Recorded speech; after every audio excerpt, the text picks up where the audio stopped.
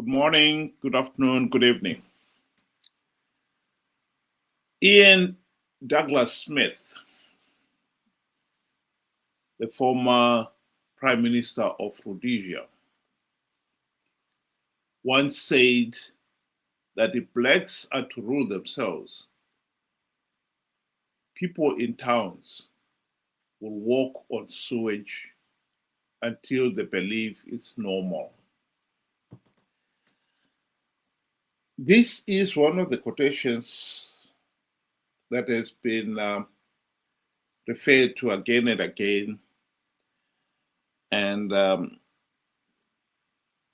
made the blood of many blacks boil because they considered it as the apex of the white racist supremacist remarks.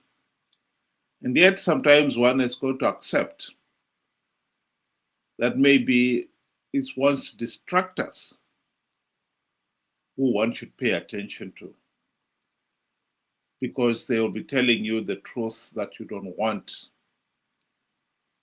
to hear, but you must hear. If the truth be said, we have done even worse than that. Because we've now been independent for the last 45 years, and yet we have failed to hold free, fair, and credible elections in 45 years of independence in this day and age. How is that possible?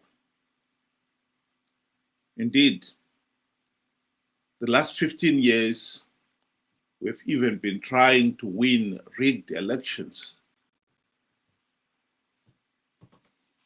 and still thinking that is normal.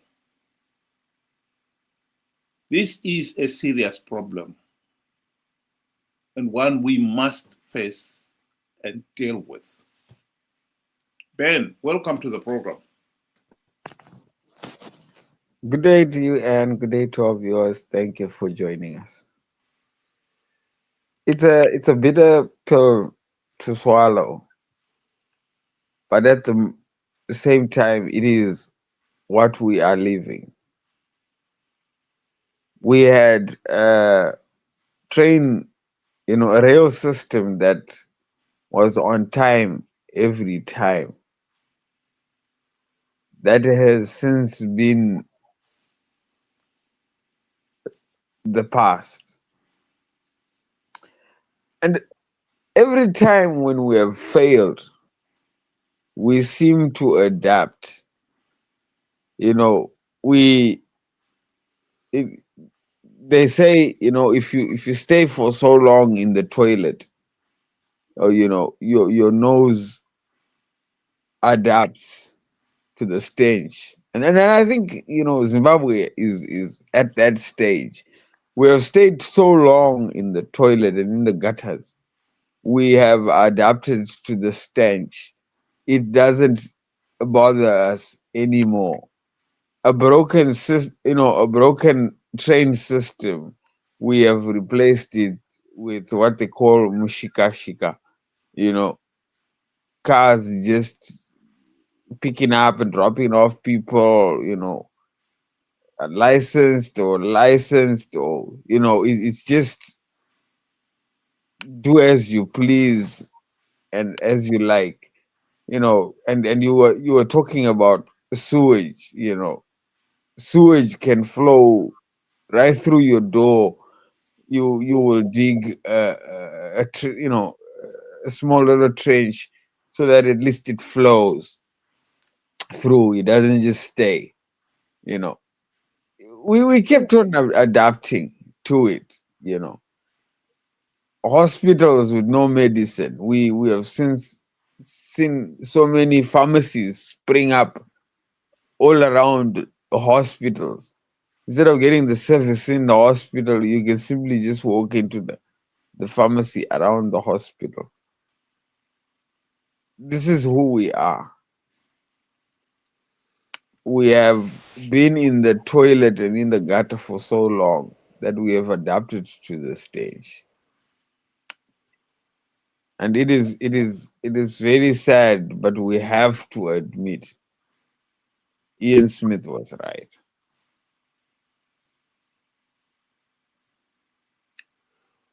Well, we referred to the problem of failure to hold free, fair, and credible elections. Many people admit that as much as we had hoped to get ZANU-PF to hold free, fair, and credible elections, that is just a bridge too far. That has never happened. By the late 1990s, the people of Zimbabwe realized that ZANU-PF will never hold free, fair, and credible elections. So we needed to move on. What else can we do? Well, we had two options. We could either go back and wage another war of liberation to fight the ZANU-PF dictatorship, or we could elect opposition leaders who will implement the democratic reforms necessary to end the ZANU-PF dictatorship. We knew that electing the opposition would infuriate ZANU-PF, but we were prepared to end the wrath of ZANU-PF to do that. And so, since 1999, the people of Zimbabwe have reached all to elect MDC-CCC leaders, whose number one task was to implement the democratic reforms necessary to stop ZANU-PF rigging the elections. That must be made abundantly clear. The purpose of the MDC was to implement the democratic reforms to stop ZANU-PF rigging the elections. That was why the party itself called it the Movement for Democratic Change. And yet, 25 years down the line, ZANU-PF is still able to rig the elections, blatantly rig the elections, because MDC guys have not implemented even one token reform. And worse than that, the MDC leaders themselves have been conning people to participate in these flawed elections, telling them that they have implemented democratic changes to stop ZANU-PF rigging the elections. It's of course nonsense, but that's where we are. But the way forward, as I said, we keep referring back to this original statement we put in. We have done worse than Ian Smith predicted. We've now clocked 45 years of rigged elections. In the last 15 years, we've been trying to win rigged elections because we believed the opposition. And you think that after 2023, with all the publicities that has gone around it and how the opposition lied to the people of Zimbabwe will now finally be slowly waking up to that reality. Unfortunately, that is not so. Because although Chamisa, at the end of the 2023 elections, he resigned from the party, claiming that ZANU-PF had hijacked his CCC party and abandoned everything. He has since come back, and in this particular instance, has been telling the people that he's coming back as if nothing had happened.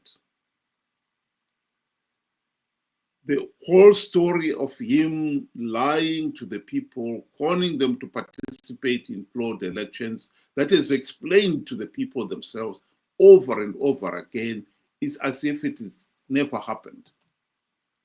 Here is a latest video of him meeting people in Bari, and everything is forgotten and forgiven.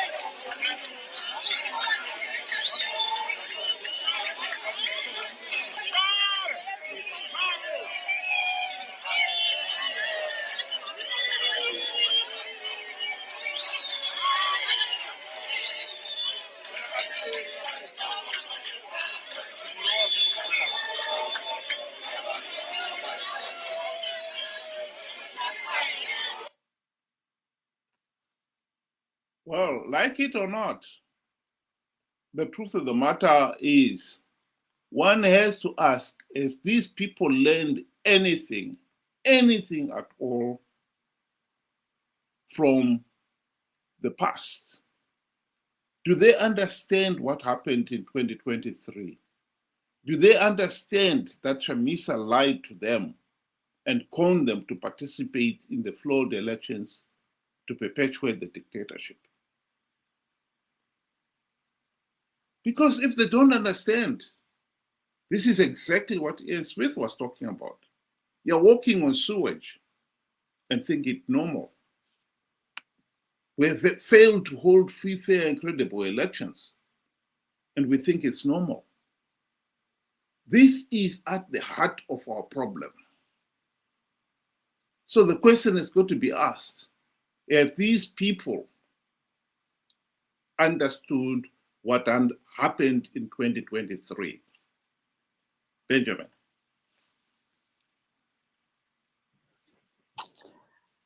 What is normal is after a certain period, a country, should be able to hold democratic elections, free, fair, and credible elections.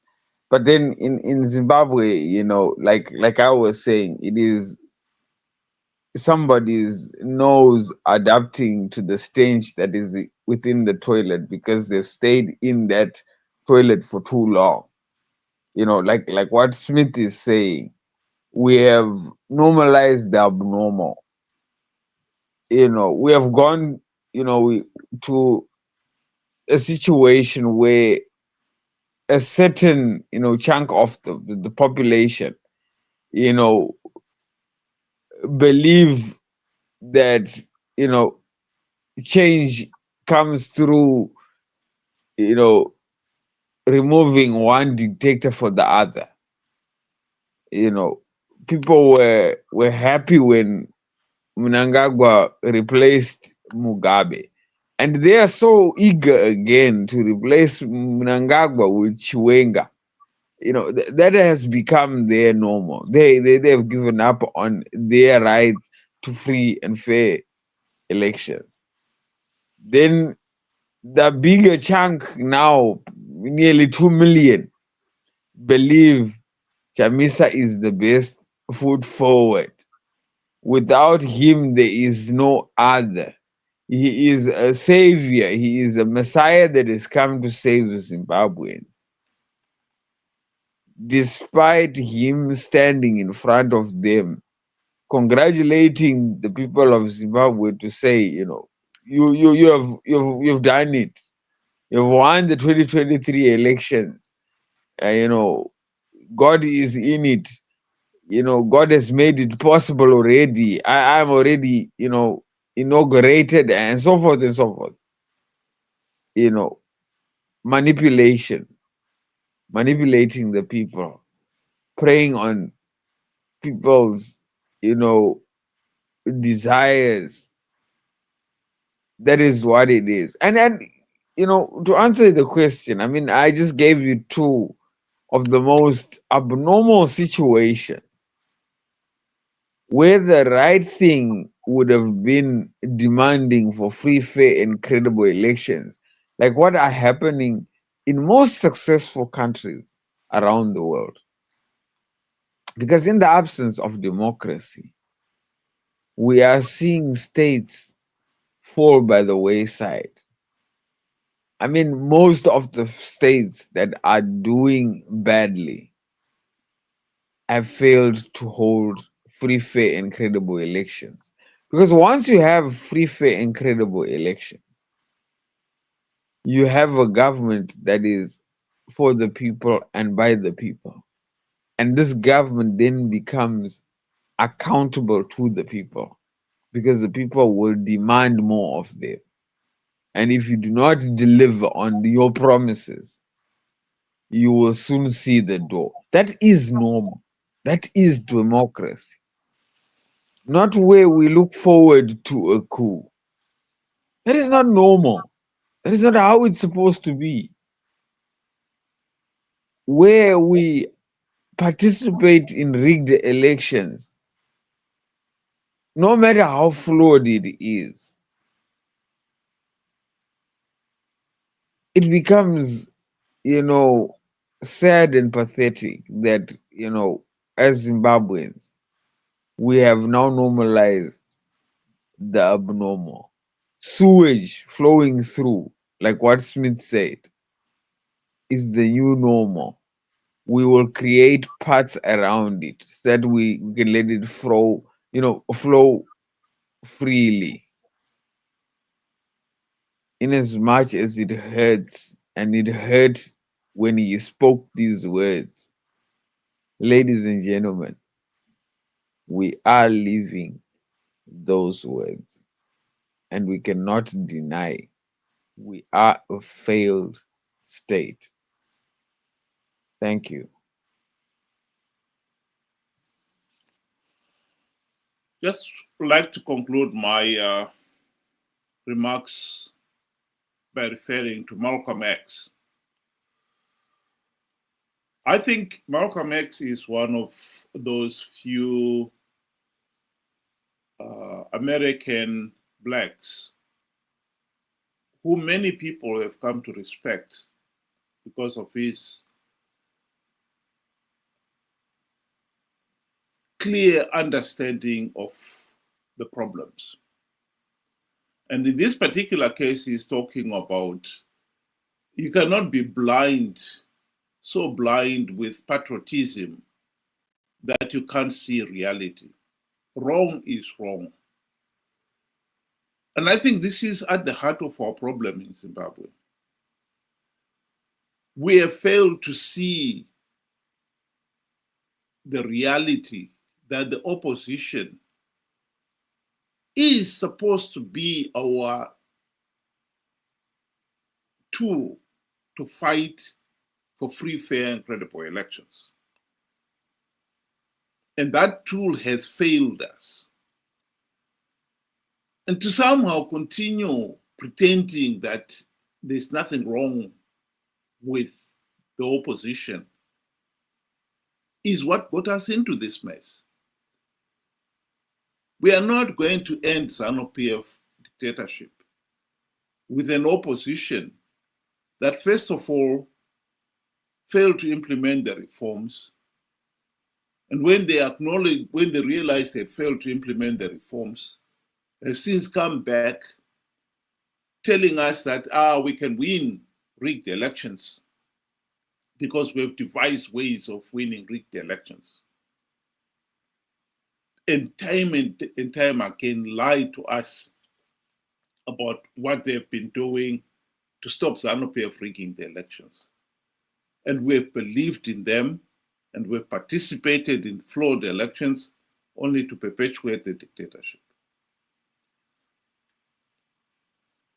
What I'm saying to you now is, as long as the opposition is able to corner us to participate in flawed elections, they will do so. And that will perpetuate ZANU-PF. ZANU-PF is very happy with what Chamisa and company are doing, wanting us to believe we can win rigged elections. We are not going to win rigged elections. It is idiotic to keep believing we can win rigged elections, because this is playing to ZANU-PF's own political agenda. And we really have to wake up to that reality. If we are going to break this mold, we need to elect competent opposition who will implement the reforms.